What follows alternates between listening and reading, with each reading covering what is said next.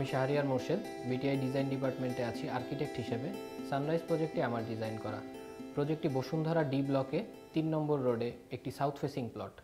প্রজেক্টটি design করার ক্ষেত্রে আমরা যে বিষয়গুলোকে সবচেয়ে বেশি মাথায় রেখেছি তা হচ্ছে প্রজেক্ট লোকেশন, সারাউন্ডিং এবং প্রজেক্টের ওরিয়েন্টেশন। এর খুব কাছেই রয়েছে Apollo hospital, north south university, Jamuna future park. এছাড়াও রয়েছে স্কুল, কলেজ, মসজিদ এবং অন্যান্য নাগরিক সুযোগ সুবিধা। তাই সারাউন্ডিং অ্যামিনিটিস বিবেচনা করে আমি বলবো দ্য সানরাইজ প্রজেক্টটি একটি চমৎকার লোকেশনে অবস্থিত। সাউথ ফেসিং হওয়ায় প্লটটি অনেক বেশি পটেনশিয়াল। ডিজাইন ফেজে এই পটেনশিয়ালিটিকে আমি সম্পূর্ণরূপে ইউটিলাইজ করার চেষ্টা করেছি। বিল্ডিংয়ের সামনে প্রশস্ত রাস্তা থাকা সত্ত্বেও আমি চেষ্টা করেছি সামনে যতটা সম্ভব স্পেস ছেড়ে বিল্ডিংকে রোড থেকে যথেষ্ট সেটব্যাক দেওয়ার, যাতে বিল্ডিংয়ের এন্ট্রি গেটের পাশে থাকা ল্যান্ডস্কেপিং এবং লাইটিং এন্ট্রি অ্যাপ্রোচে একটা অ্যাট্রাকটিভ ইমপ্রেশন তৈরি করে।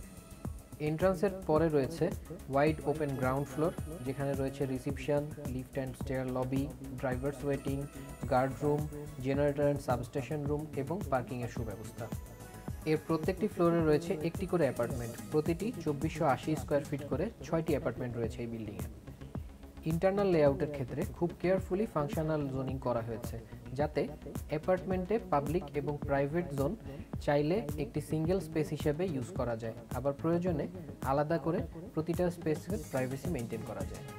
দুটি বেডরুম এবং ডাইনিং কাম ফ্যামিলি লিভিং স্পেসকে দক্ষিণের দিকে বসানো হয়েছে, যেন অ্যাপার্টমেন্টে সবসময় দক্ষিণের বাতাস প্রবেশ করতে পারে।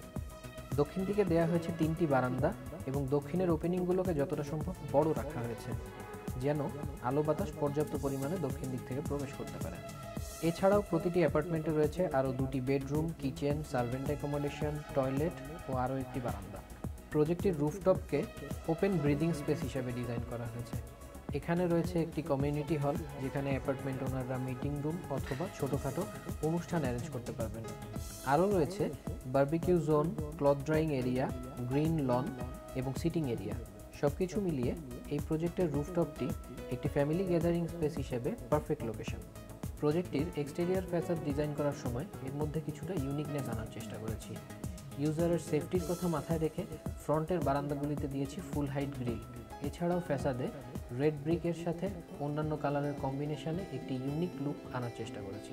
পরিশেষে ডিজাইন আর্কিটেক্ট হিসেবে আমি বলতে চাই, সানরাইজ প্রজেক্টটিতে ডিজাইন আসপেক্টে অনেকগুলো পজিটিভ বিষয়কে সাকসেসফুলি অ্যাকোমোডেট করা হয়েছে। এজন্য আমি বলবো সব কিছু মিলিয়ে সানরাইজ প্রজেক্টটি হতে পারে অ্যাপার্টমেন্ট ওনারদের জন্য একটি পারফেক্ট চয়েস।